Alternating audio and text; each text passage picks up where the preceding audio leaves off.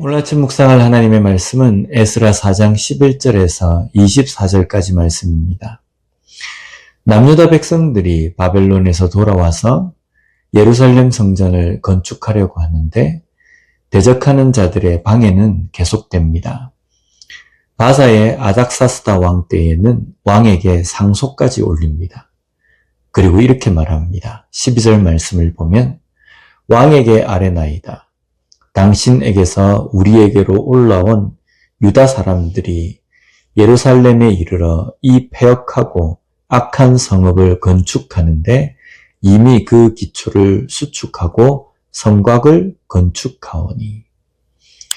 유다 백성들이 건축하는 것에 대해서 패역하고 악한 성읍이라는 표현을 씁니다. 이 부분의 히브리 원어를 보면요. 패역하다는 마라드라는 단어로 반역하는, 반항적인이라는 뜻입니다. 유다 백성들이 지금 건축하는 것은 바사 왕에 대한 반역적인 행동이라는 겁니다. 그리고 악하다의 부분은 밉다라는 뜻입니다. 그들은 유다 백성들이 건축하고 있는 하나님의 성전을 이렇게 표현하고 있습니다.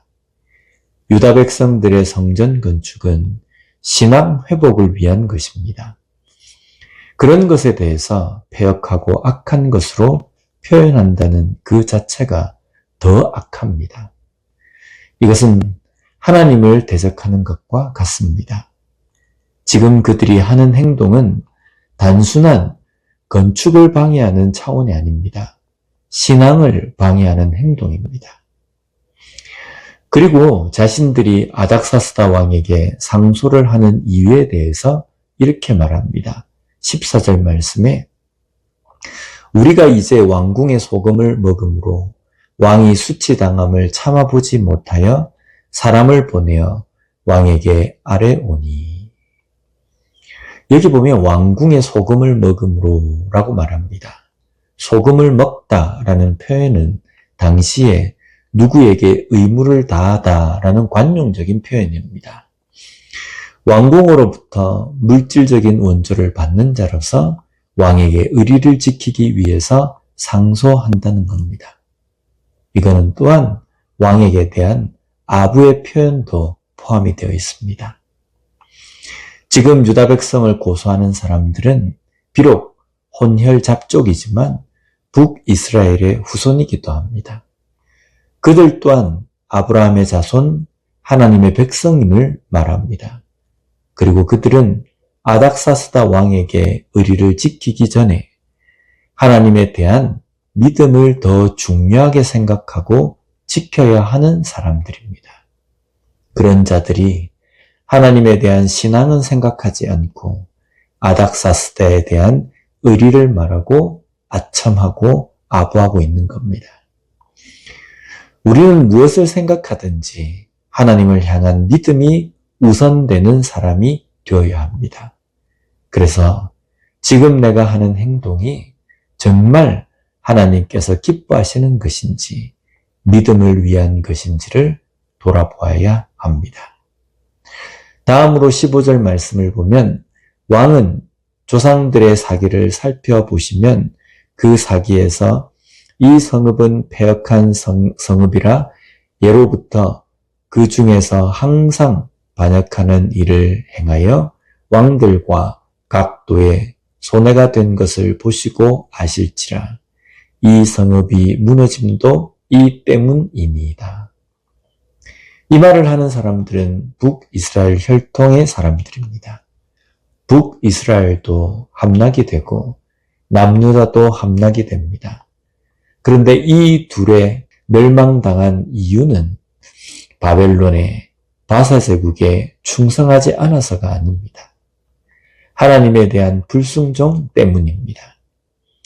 하나님의 백성들이 하나님의 말씀에 불순종한 결과로 멸망을 맞이하게 된 겁니다. 그런데 지금 남유다는 다시금 신앙의 회복을 위해서 성전을 재건하는데 북이스라엘의 후손들은 그것을 방해하는 것, 그 행동은 멸망한 후에도 그들의 죄를 깨닫지 못하고 있다는 의미입니다. 북이스라엘의 후손들은 자기들이 아수르에 의해서 멸망당한 것을 줄타기를 잘못한 이유 정도로 생각하고 있는 겁니다. 잘 깨닫는 것은 너무 중요합니다. 바른 믿음 생활을 위해서 하나님의 말씀에 민감해서 잘 깨닫는 것은 너무 중요합니다. 결국 방해로 인해서 성전 건축이 중단이 됩니다. 어쩌면 방해하는 무리들의 바람이 이루어진 겁니다. 오늘날 우리의 신앙생활에도 신앙의 회복, 교회의 회복을 위해서 기도하며 힘쓸 때에 방해의 요소들은 항상 존재합니다. 그리고 우리를 위협합니다. 방해의 세력도 많이 존재하기도 합니다. 그럴 때에 우리는 견뎌야 합니다. 굳건하게 흔들리지 말아야 합니다. 흔들리지 말고 오직 회복을 위해서 묵묵하게 바른 길 위에 서 있어야 합니다. 만약에 방해 때문에 멈춘다면 결코 우리는 회복의 길을 걸을 수 없을 겁니다. 그런 믿음의 길, 신앙 회복의 길을 잘 걸어갈 수 있는 우리의 삶이 되었으면 좋겠습니다. 기도하겠습니다. 하나님 아버지 감사합니다. 오늘 말씀을 통해서 우리 신앙의 회복을 위하여서 어떤 자세로, 어떤 마음으로 살아야 하는지를 깨닫게 주시니 감사합니다.